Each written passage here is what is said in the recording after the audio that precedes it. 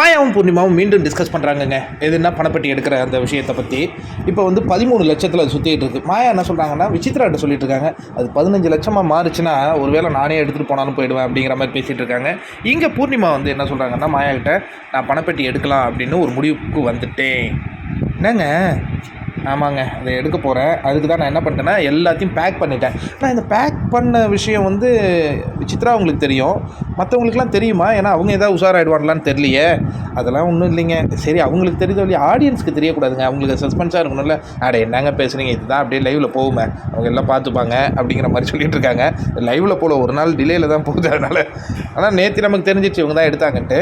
இப்போ என்ன, ஏன் நீங்கள் இதை எடுக்கிறதுல யோசிக்கிறீங்க அப்படின்னு மாயா கேட்குறாங்க. இல்லை, நான் ஒரு முறை சொன்னேன், மக்களாக என்னை வெளில அனுப்புகிற வரையும் நான் வெளில போவேன், அது வரையும் நான் இங்கே தான் இருப்பேன், ஏன்னா இந்த ஆப்பர்ச்சுனிட்டிஸ் பெரிய ஆப்பர்ச்சுனிட்டி அப்படின்னு சொல்லியிருந்தேன். பயங்கரமாக வீரவசனம்லாம் பேசியிருந்தேன். அப்படி பேசிவிட்டு இப்போ நான் பொட்டி எடுத்துகிட்டு போயிட்டேன்னா என்னை தப்பாக இல்லை நினைப்பாங்க. அதெல்லாம் இல்லைங்க, இது கேமில் ஒரு ஃபார்மேட்டு தான், நீங்கள் எடுங்க, ஒன்றும் பிரச்சனை இல்லை. இன்னொரு விஷயம், வேறு எதுக்காக நீங்கள் எடுக்கணும்னு நினைக்கிறீங்க? அதாங்க, இந்த வீட்டில் இப்போ நான் தான் எவிக்ட் ஆகிடுவேன்னு எல்லாம் நினைக்கிறாங்களே, அதனால் நான் எடுத்துகிட்டா கூட ஓகே தானே அப்படிங்கிற மாதிரி யோசிக்கிறேன்.